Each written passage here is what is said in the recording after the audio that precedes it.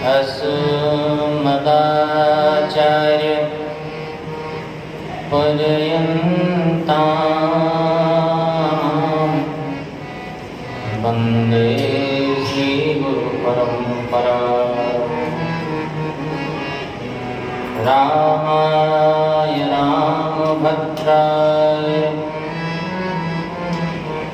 रामचन्द्राय वेदसे रघुनाथाय नाथाय सीताया पतये नमः। मङ्गलं कौसलेन्द्राय महनीय गुणाब्धये चक्रवर्ती तनूजाय श्री सार्वभौमाय मङ्गलम्। चिदचिदभ्यां विशिष्टाय श्रेष्ठपक्षसुराक्षणे सच्चिदानन्दरूपाय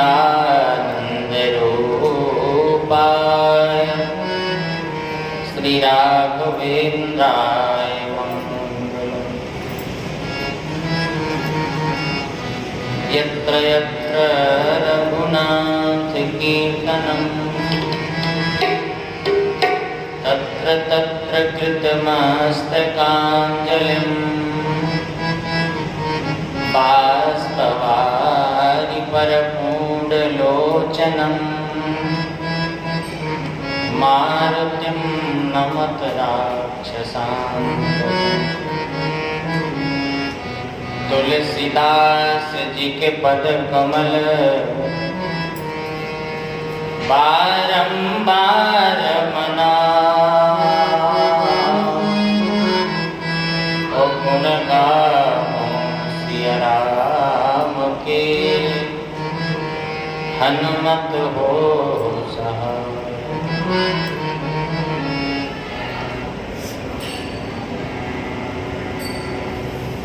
बंदहु तुलसी के चरण, जिनके हो जग काज। और कलि समुद्र बूढ़त लख्यो, प्रगट्यो सप्त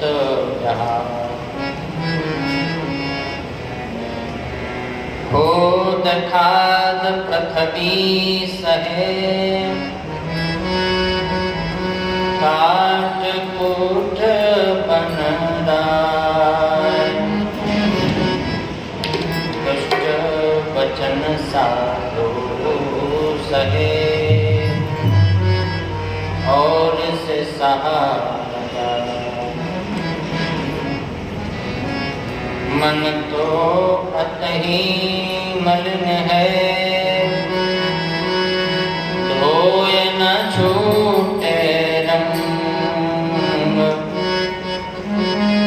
कै छूटे हरि भजन सो, कै संतन के संग। लोक रिझावन कारणे, कहाँ कहाँ नाम मात। सब नाथन के नाथ है, मेरे कामना। बोले श्री कामदानाथ भगवान की।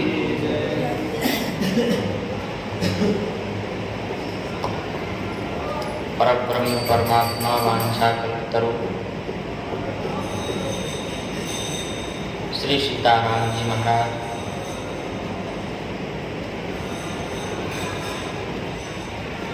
वांगमयी प्रतिमूर्ति स्वरूप श्रीमद्भागवत महापुराण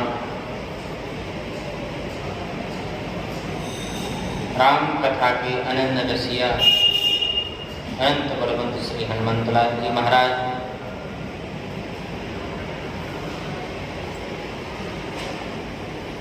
इस दिव्य स्थान पर बैठे सभी सुविज्ञ श्रोतागण, सभी संत महानुभाव, संगीत का वादन करने वाले, गंधर्व विद्या से निपुण, संगीत के विद्वानगण,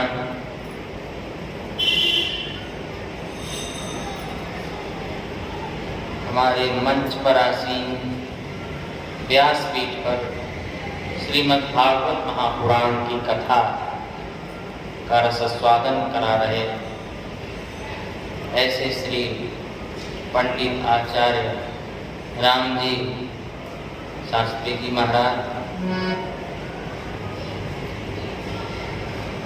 श्रीमद् भागवत महापुराण का मूल पाठ कर रहे आचार्य पंडित नरेश पांडे जी,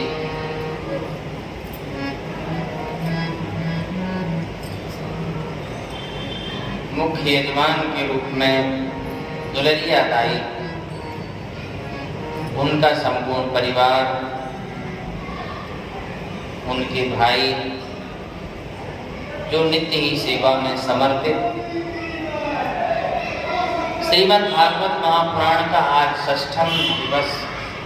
षष्ठम दिवस की आपने कथा श्रवण की होगी। टूटी फूटी वाणी के माध्यम से जो भी सेवा हो रही श्री ठाकुर जी के चरणों में, वो ठाकुर जी के ही चरणों में सादर समर्पित और हम सभी का सौभाग्य। भगवान का संकीर्तन करें। सीताराम सहारा बन जाओ, सीताराम सहारा बन जाओ, सीताराम सहारा बन जाओ, सीताराम सहारा बन जाओ। हरि आ जाओ, हरि आ जाओ, हरि आ जाओ, हरि आ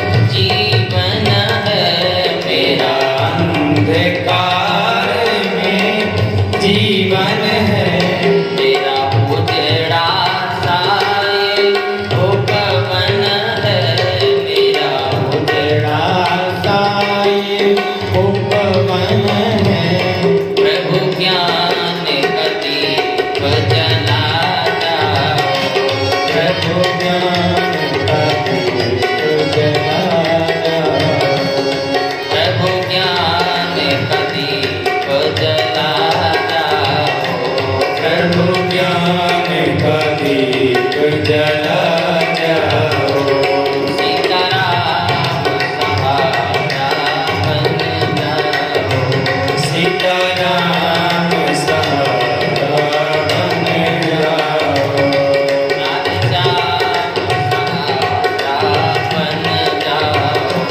राधे श्याम सहारा बन जाओ। सीताराम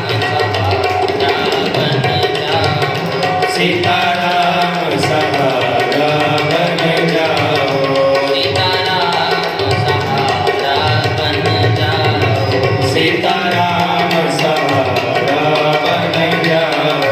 कामतानाथ सहारा बन जाओ। कामतानाथ सहारा बन जाओ। मेरा और सहारा कोई नहीं।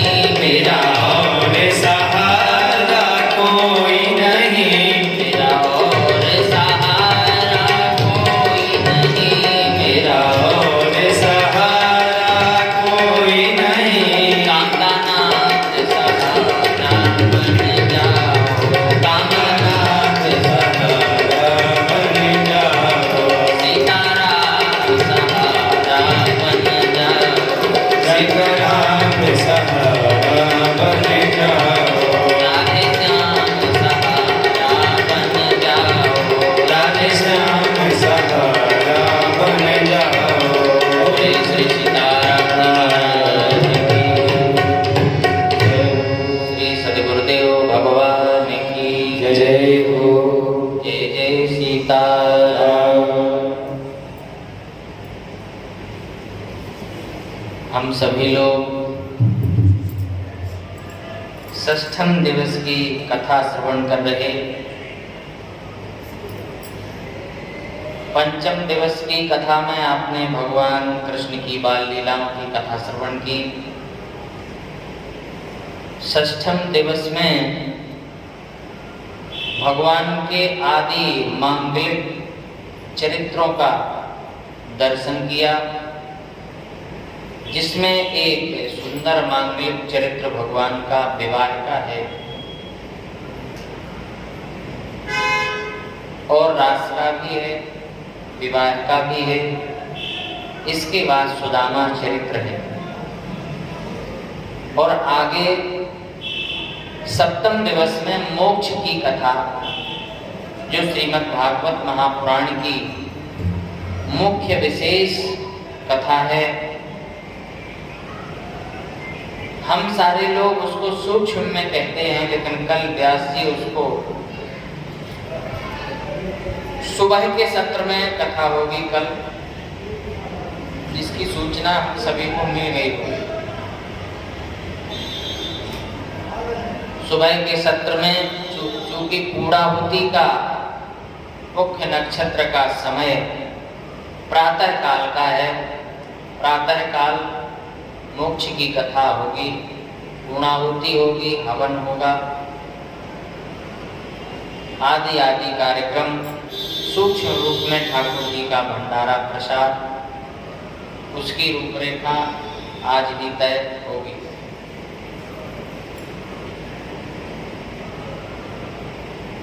जहां बैठ करके हम कथा श्रवण कर रहे हैं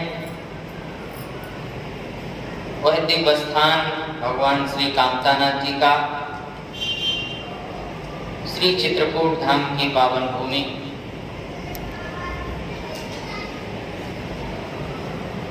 नित्य कथा में हमने श्रवण किया भगवान की कथा में आनंद आवे, आनंद स्वरूप सच्चिदानंद स्वरूप भगवान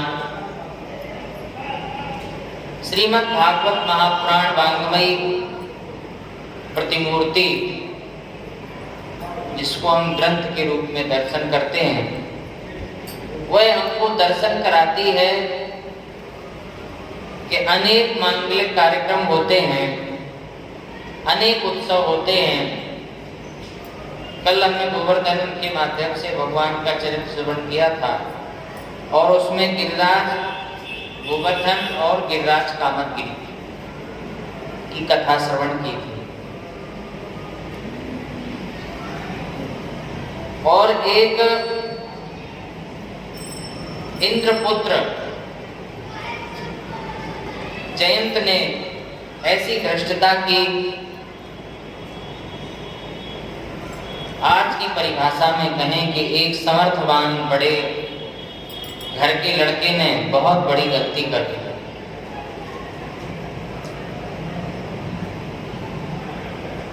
आज की कथा में हम एक सुपात्र ब्राह्मण की कथा श्रवण कर रहे थे। भिक्षुक है, गरीब है, लेकिन दरिद्र नहीं है।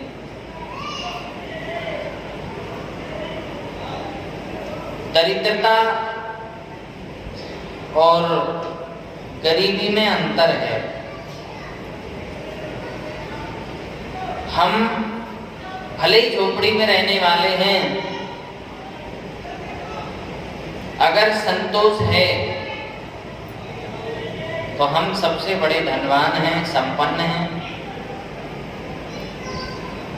केवल संसाधनों की कमी रह सकती है, लेकिन हमारा जीवन आनंदमय व्यतीत होगा। कोई भी सेवा मिलेगी करेंगे, कहीं भी कुछ भी मिलेगा उसको स्वीकार करेंगे, भोजन प्रसाद मिलेगा उसको स्वीकार करेंगे और भगवान की सेवा करेंगे, भगवत आराधना करेंगे। लेकिन गरीबी में और दरिद्रता में कितना बड़ा अंतर है।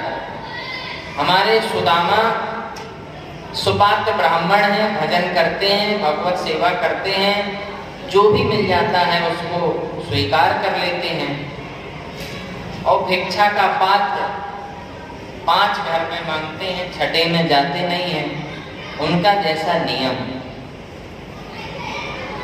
और घर की बात करें तो सुबह से ही सूर्य नारायण उनके घर में आ जाते हैं और सूर्यास्त तक सूर्य नारायण भगवान रहते हैं। क्योंकि जो छत थी वो भी धीरे धीरे झोपड़ी थी, उसमें भी कई छिद्र हो गए, कोई बात नहीं। जय श्री कृष्ण।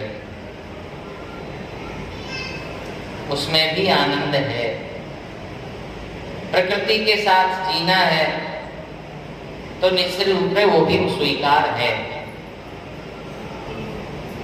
सुखी हैं, परिवार को भी सुखी करके अपने भाव विचारों के माध्यम से सुखी कर रहे हैं, संतुष्ट कर रहे हैं और नित्य भजन करते हैं।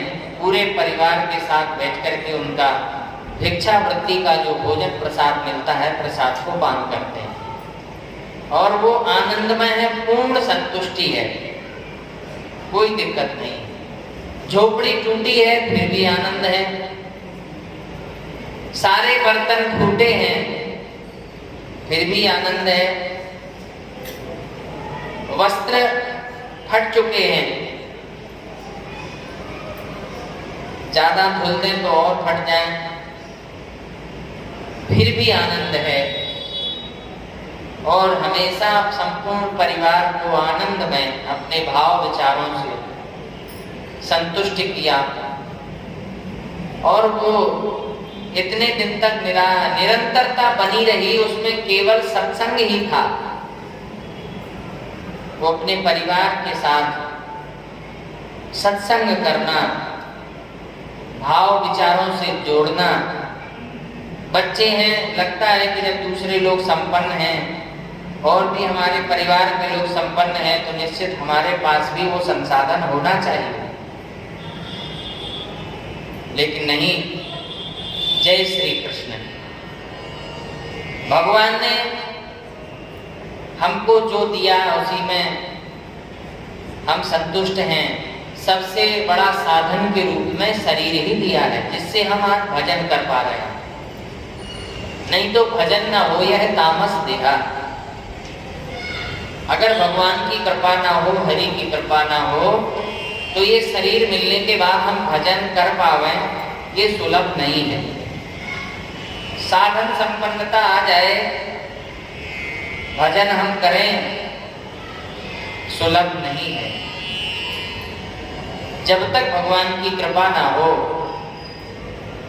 भजन करने में मन ही नहीं लगता।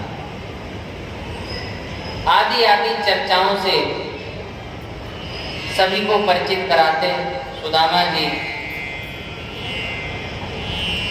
लेकिन दरिद्र किसको कहा जाता है? ये विषय हुआ विपन्न का, चलो गरीबी है। दरिद्र उसको कहा जाता है जिसके पास सब कुछ होने के बावजूद भी संतोष नहीं है और फिर भी कमी है। सबको संसाधन होने के बाद भी दया का भाव नहीं है, दान का भाव नहीं है, परोपकार की वृत्ति नहीं है, और उसमें भी लालच है कि और भी मिल जाए, और जितना है उसमें भी संतुष्टि ना होना, परोपकारवादी विचारधारा ना होना, केवल अपने तक ही सीमित रखना, ये सबसे बड़ा दरिद्र विचार है। वो दरिद्र नहीं है जिसके पास कुछ है नहीं, धन नहीं है, संसाधन नहीं है, लेकिन भाव है उसके पास अगर थोड़ा भी है तो वह बांट कर खाएगा, देकर के खाएगा और संतोष रहेगा। वह व्यक्ति दरिद्र नहीं है, भाव विचारों से धनवान है, संपन्न है, केवल भौतिक संसाधन नहीं है। लेकिन आज रामचरितमानस में हम देखते हैं बहुत ही समर्थवान, संपन्न, सब कुछ है उसके पास, किसी चीज की कोई कमी नहीं है, स्वयं इंद्र है, सिंहासनासीन है, और उसका बेटा बहुत बड़ी गलती करने जा रहा है।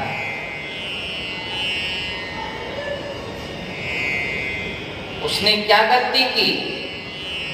चित्रकूट की पावन भूमि पर जहां भगवान विहार कर रहे थे, जहां चित्रकूट रघुनंदन छाए, और समाचार सुन सुन सब आए। चित्रकूट का समाचार जिसने सुना कि भगवान चित्रकूट में हैं, नर लीला कर रहे हैं, बिहार की भूमि श्री चित्रकूट धाम, वन विहार के लिए नित्य जाते मां मंदाकिनी के पावन तट पर। लेकिन इन सभी लीलाओं को देख करके उनके मन में विचार आया कि ये कैसा ब्रह्म है, और सारे लोगों के मन में विचार कैसा आ रहा है कि हम भगवान के दर्शन करें। कोल भील किरात लोग भगवान का दर्शन करने के लिए के जिनके भाव विचार ऐसे, वेद वचन मुनि मन यगम, जिन्हें भाषा का बोध नहीं है, जो पढ़े लिखे नहीं है, जिन्हें संसार का विशेष ज्ञान नहीं है, वेद वचन मुनि मन अगम, ते प्रभु करुणाएं ओ बचन किरातन के सुनत जिम पितु बालक में। भगवान उनकी तोतली वाणी सुन करके प्रसन्नचित हो रहे हैं। अरे जिनको कौन समझ सकता है, वेद भी नेति नेति करके प्रणाम करते हैं, कोई समझने वाला है ही नहीं। लेकिन भगवान तो राम ही केवल प्रेम प्यारा, उनकी प्रेममयी परिभाषा को, वाणी को, व्यवहार को समझ रहे हैं, आनंद ले रहे हैं। और एक इंद्र का पुत्र जयंत, बड़े आदमी का बेटा, भगवान को समझ नहीं पा रहा। संसाधनों से संपन्न, शिक्षा से संपन्न, शक्तियों से संपन्न, लेकिन आज कितनी बड़ी गलती कर बैठा। भगवान चित्रकूट में विहार कर रहे थे। एक बार चुनी कुसुम सुहाए और निज कर भूषण राम बनाए। पहराए प्रभु सीत ही सादर और बैठे फटक शिला पर सुंदर। ट्रबल कम करो, थोड़ी सीटी आ रही, थोड़ा बेस बढ़ाओ।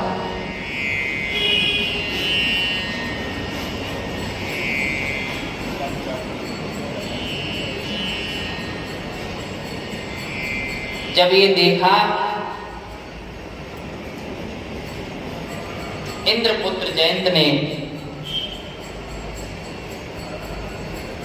ये ब्रह्म कैसा है, ये ब्रह्म हो ही नहीं सकता, एक नारी के मोह में आकर के श्रृंगार कर रहा है। और अगर ब्रह्म होता तो इस प्रकार से मोहांत होकर के नारी का श्रृंगार करना ये लीला करता क्या? नहीं नहीं,